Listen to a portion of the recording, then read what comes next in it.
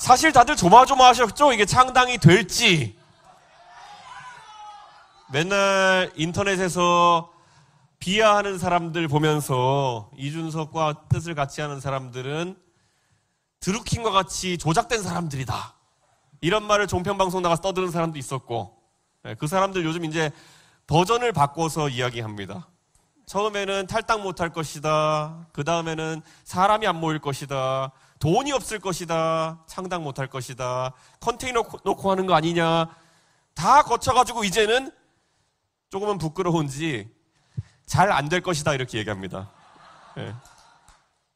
이제는 우리 여기 한번 모인 분들과 함께 그 선입견을 좀 깨야 되는 게 아닌가 싶은데 여러분 자신 있으십니까?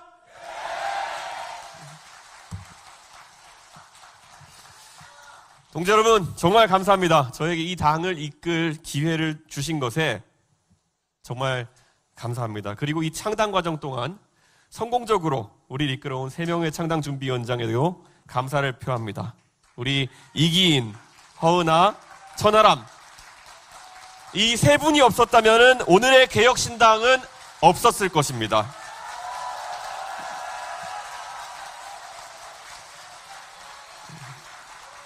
예, 27일 날 탈당을 선언했으니까요. 24일 정도 걸렸습니다. 중간에 연말연시가 끼어 있고 이 정도 속도면은 정말 엄청난 속도로 우리는 이것을 해낸 것입니다. 사실 차체 크기는 조금 작아졌을지 모르겠지만은 정당을 이끈다는 것의 그 무게에 대한 고민은 이미 다 했습니다. 충분히 경험해봐서 잘 알고 있습니다. 오늘 제가 키를 건네받는 이 차는 예전에 제가 몰아보던 차와 아주 느낌이 다를 것 같습니다. 아마 파워 핸들이 없어가지고 방향을 바꾸려 그러면은 조금 더 큰 완력을 써야 될지도 모르겠습니다. 어쩌면 몰아보면 수동 변속기가 달려있을지도 모르고 그래서 꿀렁임이 있을지도 모르겠습니다. 하지만 저는 기꺼이 여러분이 명령해 주신 대로 이 키를 받아들겠습니다. 이 차에 5만 5천 명의 자발적인 당원들이 누구의 도움 없이도 자발적으로 참여해 주셨기 때문에 앞으로도 창의적인 활동으로 이 차의 엔진이 되어 주실 것을 확신하기 때문입니다. 맞습니까, 여러분? 이 차에 탑승해 주신 당원 동지 여러분, 여러분을 태우고 이 차를 30년 뒤에 미래 대한민국을 바라보며 개혁의 고속도로 위에 한번 태워보려고 하는데 동의하십니까? 대장장이가 강한 철을 얻고자 할 때 빨갛게 달군 그런 쇠를 액체 속에 담궈서 냉각시키는 과정을 담금질이라고 합니다. 서양에서는 보통 달군 쇠를 기름에 담궈서 담금질을 합니다. 근데 우리나라에서는 전통적으로 물 담금질을 해왔습니다. 물은 기름보다 냉각 속도가 훨씬 빠릅니다. 그렇기 때문에 강한 철을 얻을 수 있습니다. 그리고 그 과정을 밟을수록 아주 단단한 칼을 얻을 수 있습니다. 하지만 물속에 달궈진 철을 넣었을 때 쨍 소리가 나면서 균열이 생기거나 휘어버리면은 그 칼은 쓸 수 없게 되기도 합니다. 지난 12년 동안 제가 정치에서 걸어온 그 길 속에 때로는 담금질을 피해갈 수도 깨어지거나 휘어지지 않기 위해서 기름의 적당한 온도 속에서 담궈지는 것을 선택할 수도 있었을 것입니다.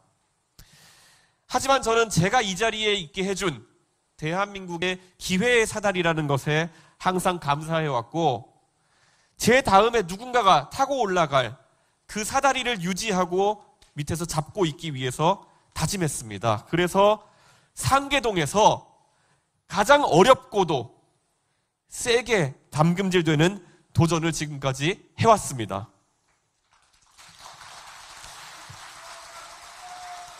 만약 지금까지 담궈진 저에게 더 강한 담금질이 필요하다고 하신다면은 저는 언제든지 불 속으로 뛰어들고 더 인고한 다음에 물 속에 담가지는 과정을 반복하겠습니다.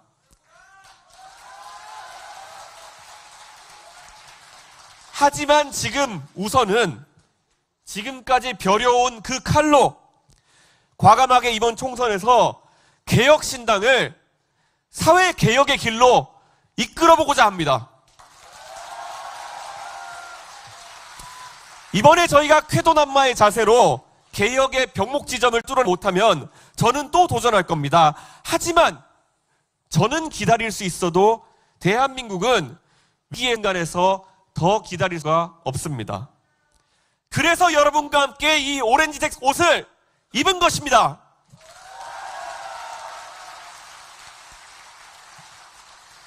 탈당하지 못할 것이다. 지지율이 나오지 않을 것이다. 당원을 모으지 못할 것이다. 도당당 못할 것이다. 이 모든 것을 극복하고 이 자리에 왔지만은 안타깝게도 본 게임은 이제 시작입니다. 개혁은 바뀌지 않으려는 관성과의 다툼입니다. 그래서 그 관성을 이겨내지 못했던 그 앞에 많은 개혁의 기수들이 지금까지 차례로 쓰러져 갔습니다. 우리가 제시하는 개혁을 통해서 당연하다고 생각했던 것을 잃는 사람들은 맹렬하게 개혁에 반대할 것입니다. 반대로 개혁을 통해서 혜택을 보는 분들은 정작 본인들이 누리게 될 변화가 어떤 것인지 정확하게 알지 못해서 그 길에 동참하는 것을 주저하고 두려워할 수도 있습니다. 지하철 무임승차 제도를 폐지하고 교통 바우처와 할인 제도를 도입하겠다는 제안을 했습니다.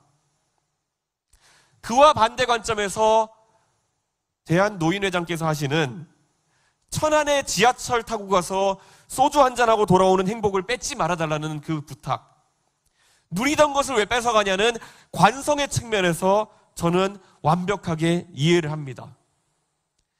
하지만 이해가 간다고 해서 그런 주장에 굴하고 싶지는 않습니다.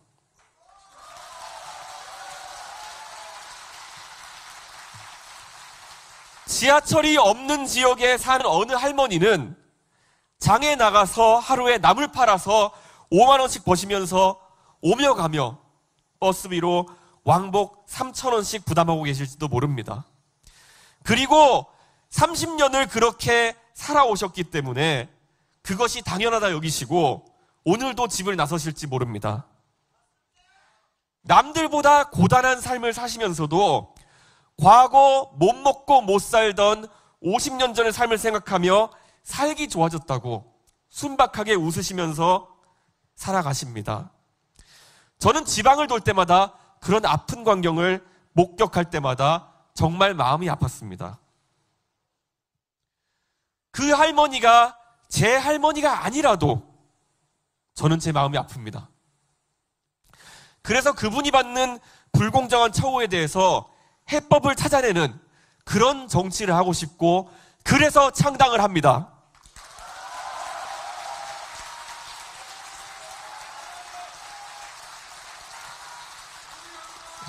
대도시권에 역세권에 거주하시지 않아서 지금까지는 혜택이 없었지만 개혁신당의 교통바우처와 할인정책으로 어쩐 더 저렴하게 편하게 이동하게 되실 800만 명에 달하는 어르신들의 목소리가 다가오는 총선에서 어쩌면 우리가 생각했던 것보다 크게 들리지 않을 수도 있습니다.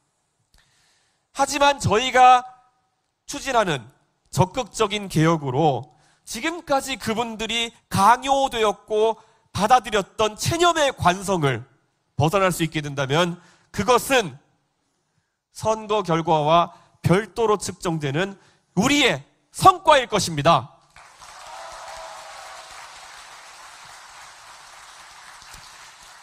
누군가가 우리를 위해서 고민하고 있구나.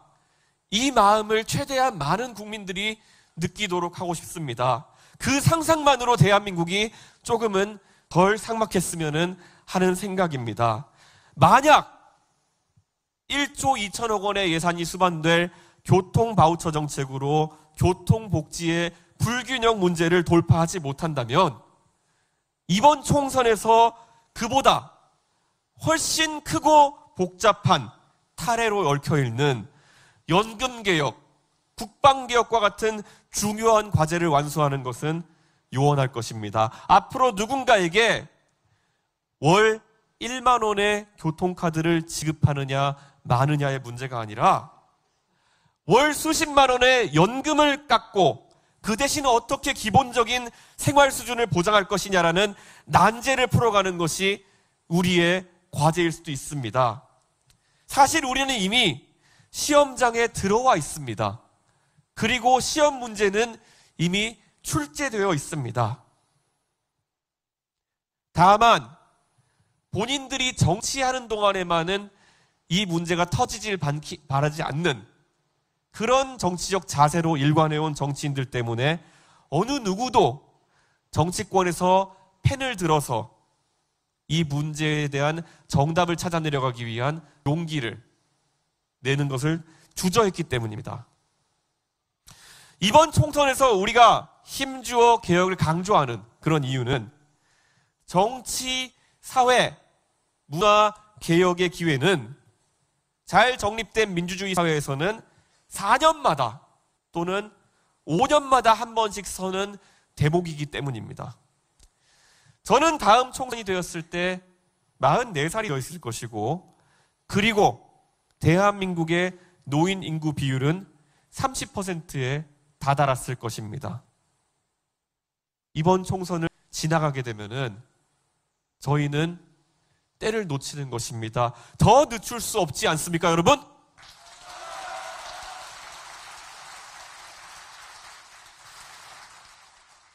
오늘 이 자리에 류호정 의원이 오셨습니다. 오실 줄 알고 있었고 오면은 제안하고 싶었습니다. 류호정 의원과 새로운 선택에서 최근에 여성 징병제에 대한 논의를 꺼내신 것으로 알고 있습니다. 최근 서로 간의 창당 실무가 바빠 정확히 어떤 취지에서 어떤 내용을 발표하셨는지는 제가 다 알지는 못합니다. 그리고 저는 여성 징병제에 대해서는 동의하지 않습니다.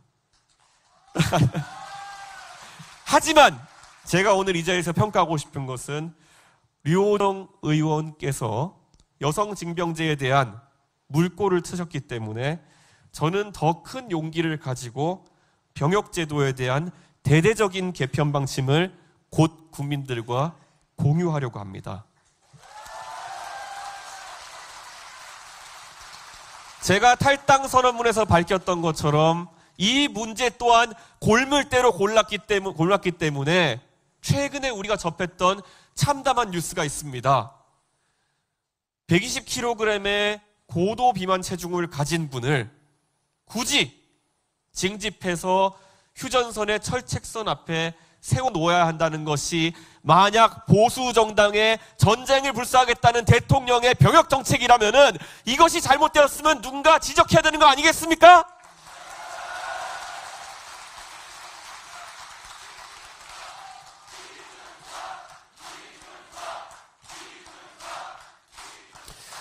이렇게 판을 깔아놓으니까 발표할 때 세부적으로 무엇을 얘기할까 슬슬 여기 앞에 계신 분들 그리고 우리 당원들 불안하시죠? 여러분은 지금 조마조마하시지만 저는 마음이 쿵쾅쿵쾅거리고 있습니다. 그리고 그에 못지않게 이제 무엇이 과연 발표될까에 대한 오늘 이후 상대 정당의 두려움과 궁금함은 바로 그들이 지금까지 대한민국의 양대 정당으로서 가졌던 비겁함에 대한 대가입니다, 여러분.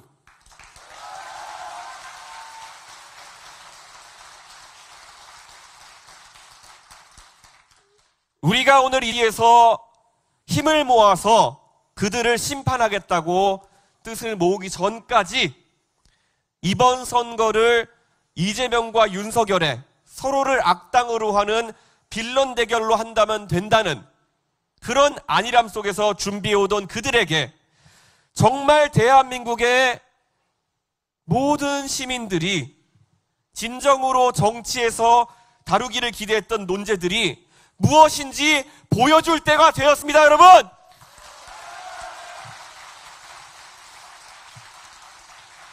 대한민국이 죽느냐 사느냐의 단계에 내몰린 시급한 개혁과제 앞에 서서 매번 혐오니 갈라치기니 싹수론이니 덧붙이면서 인신공격으로 그것을 막아보려고 하는 사람들에게 당당하게 맞설 시간이 왔습니다. 빠르게 우리는 이제 육상 경기에서 달려야 하는데 그들은 지금 경기장에 망건에 갓 쓰고 도포 입고 집신 쓰고 나타났습니다. 그 채로 육상 경기장에 나타난 그들은 이 경기가 바로 개혁 경쟁의 달리기임을 모르고 나타난 것입니다. 이래서는 경기가 되겠습니까? 그들의 룰이 아니라 우리 개혁신당이 설정하는 개혁 경쟁의 룰로서 이번 총선을 치러내겠습니다, 여러분!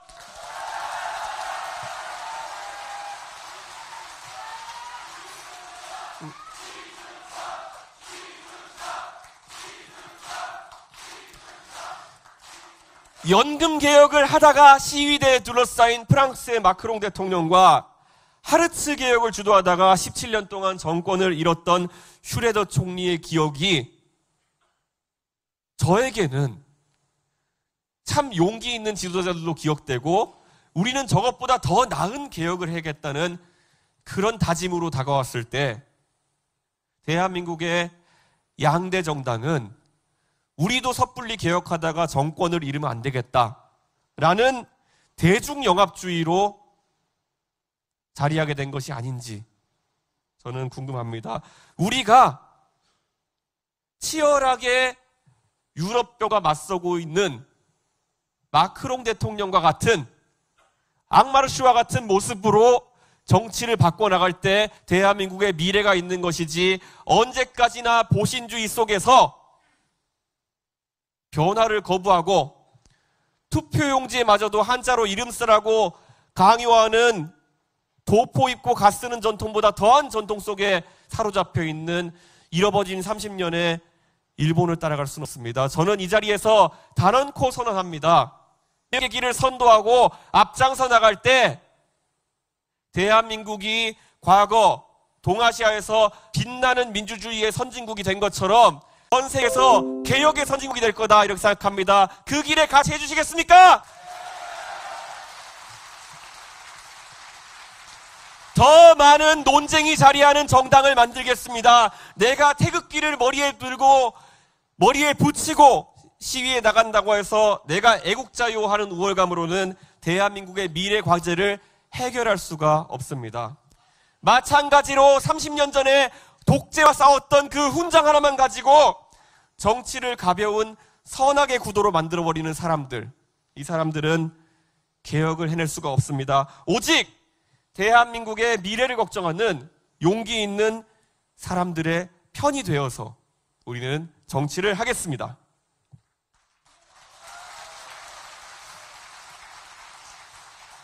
다시 한번 오늘 이 자리에 개혁신당의 시작을 축하해 주시기 위해 오신 내외빈 모두에게 감사의 인사를 올립니다.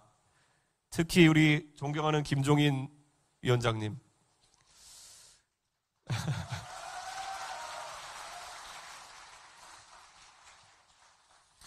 2011년 12월 27일 제가 정치를 시작하던 날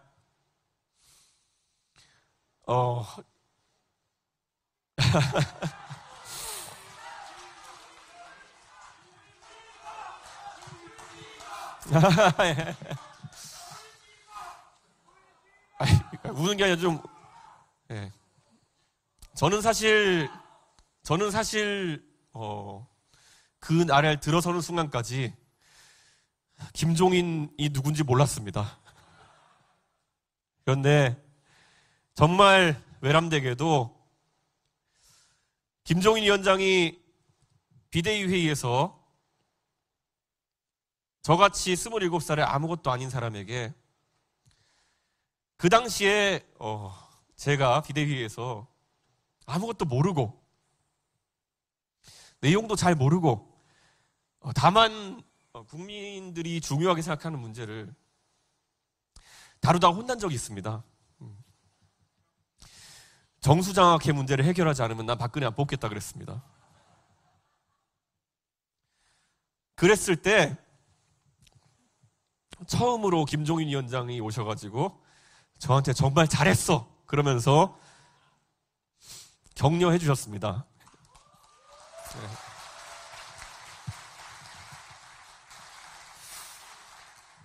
그런 겁니다. 그때 많은 사람들이 저를 혼내기만 했을 때 저는 이 자리에 없었을 겁니다. 지금 국민의힘에 있는 많은 사람들, 저보다 후배도 있고 선배도 있습니다. 최근 들어서 뭐 잘못되고 있다는 것에 대해서 이야기를 할 용기를 내는 사람들이 있어 보입니다. 그런데 아직도 저는 의심합니다. 누군가가 소리내어서 잘못된 것을 말했을 때 그 당시 73살이셨던 김종인 위원장처럼 후배를 격려할 수 있는 분이 없다면은 아마 그 안에서 새로운 싹은 트기가 어려울 겁니다. 네.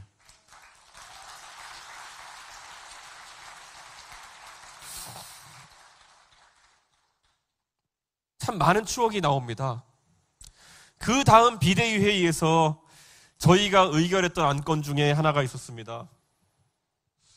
바로 그 당시에 한나라당이 잘못되었음을 모두에게 외치면서 온몸으로 저항하다가 도저히 이 당과는 함께 못하겠다, 새로운 시도를 하겠다 하면서 분연히 떨치고 나간 두 분이 있었으니 그게 바로 김성식, 정태근 선배였습니다.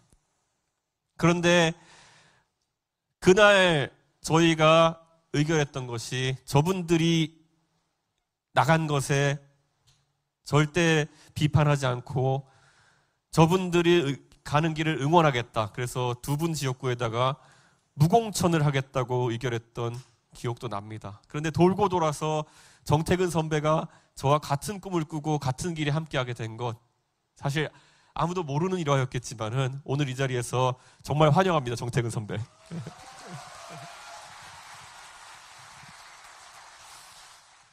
그리고 정말 저보다 더 먼저 권력의 탄압을 받고 어쩌면 저 대구광역시 북구 출신의 대구 아재가 민주당까지 가서 고생하시고 이제 또 불합리한 일을 당하시고 더 용기를 내서 이제 새로운 길에 하는 우리 조홍천 의원님, 항상 감사하고 환영하고 조홍천 의원님의 용기를 보면서 많이 배웁니다. 예. 그리고 우리 정말 제가 꿈도 못 꾸던 과학기술에 대한 대화를 4시간 동안 하면서 이게 가능하겠구나라는 걸 꿈꾸게 해주신 저희 어머니와 이름이 같으신 양양자 의원님,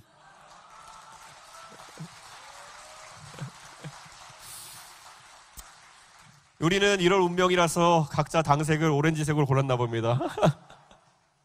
누군가는 제주항공 같다고 하겠지만은 우리의 생각이 비슷했기 때문에, 감각이 비슷했기 때문에 같은 색깔로 모일 수 있었던 것이 아닌가, 이런 생각을 합니다. 그리고 우리 금태섭 의원님, 정말 아까도 말했듯이 술잔을 기울이면서 몇 번이나 대화했습니다. 그러면서 다름을 이야기했어요. 그러면서 그 다름을 얘기하던 중에 제가 용기를 얻었던 거는 금태섭 의원님과 함께 다시 한번 또 우리가 비빔밥을 상상할 수 있는 그런 정치를 할 수도 있겠구나, 이런 생각을 합니다. 저희가 뜻을 함께 하더라도 뜻을 달리하는 지점도 많을 겁니다. 그런데 저는 이런 생각합니다.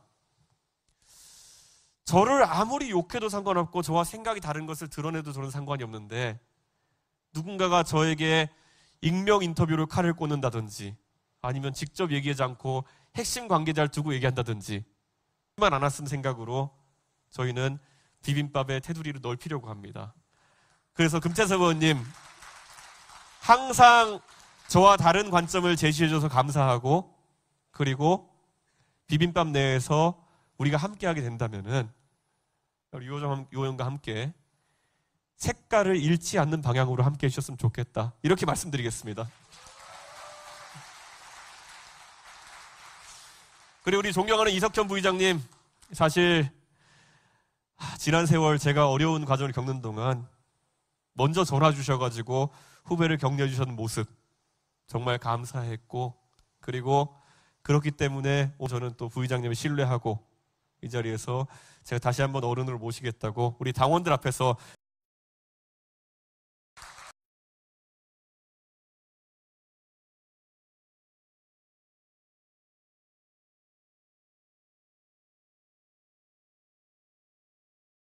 때문에 오늘 저는 또 부의장님을 신뢰하고 이 자리에서 제가 다시 한번 어른으로 모시겠다고 우리 당원들, 어느 귀신 잡는 해병대원보다 더 용감하게 명예를 위해 싸우고 있는 용기 있는 아들을 두신, 개혁신당의 성공을 위해서 불공을 들이고 계신 박정훈 대령의 어머니,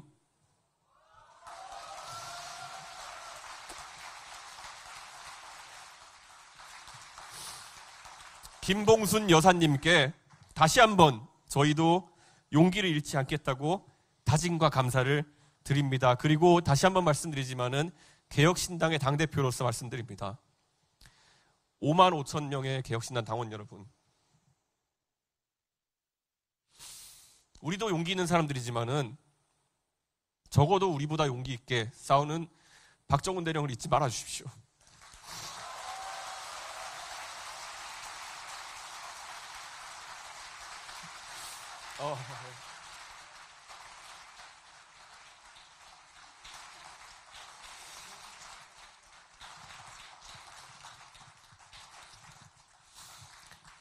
누군가가 이야기하더라고요.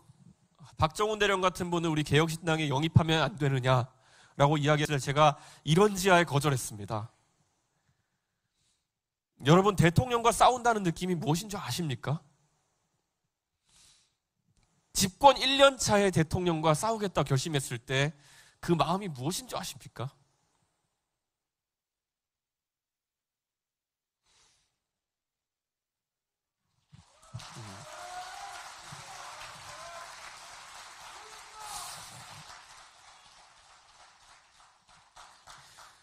집권 1년 차에 대통령과 싸우기 위해서는 무언가가 필요합니다.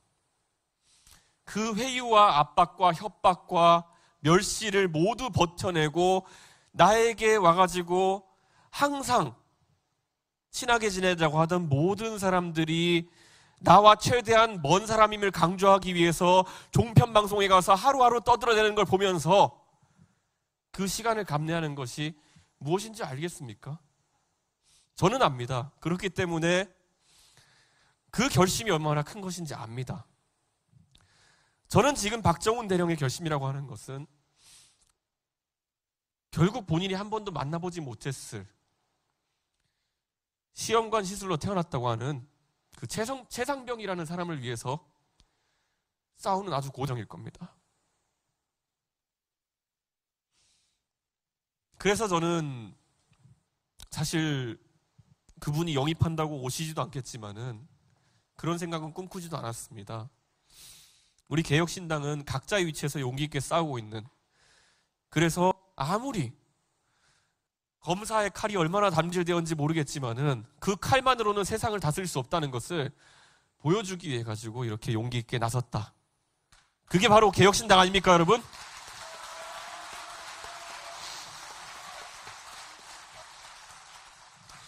개혁신당은 이번 총선에서 끝까지 개혁을 외치겠습니다. 우리가 윤석열 대통령보다 이재명 대표보다 뭘 잘하냐고 묻는다면은 개혁이라고 말씀해 주십시오. 우리가 하는 교육개혁이라고 하는 것은 단순히 사교육 업체를 때려잡는 것에 그치지 않을 것입니다. 우리가 하는 노동개혁이라고 하는 것은 단순히 노조를 어떻게 맛깔나게 때려잡느냐에 그치지 않을 것입니다. 더 많은 일자리가 생기고 더 고용이 촉진되는 그런 개혁이 바로 우리의 노동개혁이 되어야 할 것입니다. 저는 이 사회개혁이라는 것은 어렵기 때문에 얼마나 걸릴지 모르는 것이고 저도 두렵습니다. 하지만 자신 있습니다. 제가 앞으로 정치를 얼마나 하게 될지 모르겠지만은 한 12년쯤 걸리니까 집권 여당 대표할 수 있겠더라고요. 10년 정도 있으면은 한 30년쯤 진정성을 갖고 우리 모두가 어디에 몰두하면은 대한민국 좋은 나라 만들 수 있지 않겠습니까, 여러분?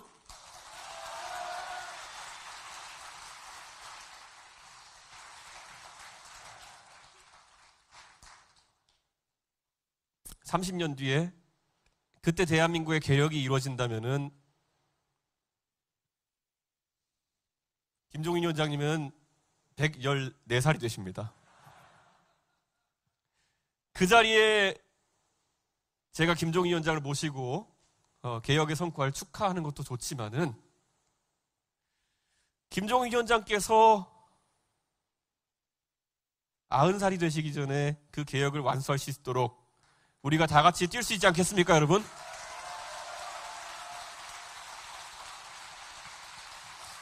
우리 혁신당은 좋은 게 좋은 거지 하는 한심한 문법에 동화되지 않겠다고 밝혔습니다.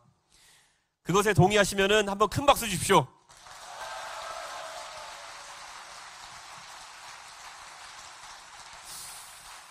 요즘 제가 창당하면서 창당준비위원장을 천하람 위원장과 이기인 위원장, 허은하 위원장한테 맡겨놨더니만은 천하람 위원장 가족들이 절 미워하는 것 같습니다. 천하람 위원장이 창당이 되는 와중에 저한테 한번 툴툴거리면서 이야기하더라고요. 네. 천하람 위원장의 아들이 이제 초등학교 2학년이 되었는데 네. 아버지가 정치하는 것이 무슨 의미인지 조금씩 알아가는 것 같다는 얘기를 했습니다. 언젠가는 아버지가 왜 자신과 놀아주지 못했는지를 알고 오히려 자랑스러워할 수 있도록 이기인 의원이 곧 태어날 자신의 아이가 살아갈 세상을 더 나은 세상으로 만들기 위해서 밤낮으로 일할 수 있도록, 그리고 허은하 의원이 국회의원직을 던지면서까지 이 길에 동참할 수밖에 없었던 이유를 길게 설명하지 않아도 될 만큼 모두 불편하신 분을 말고는 자리에서 일어나서 외쳐주십시오. 모두 일어나 주시겠습니까? 예.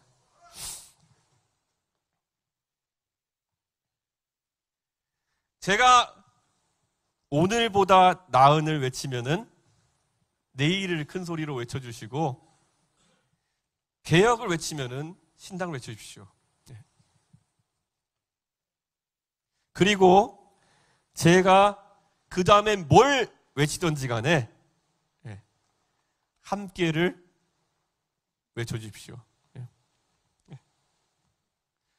오늘보다 나은 개혁!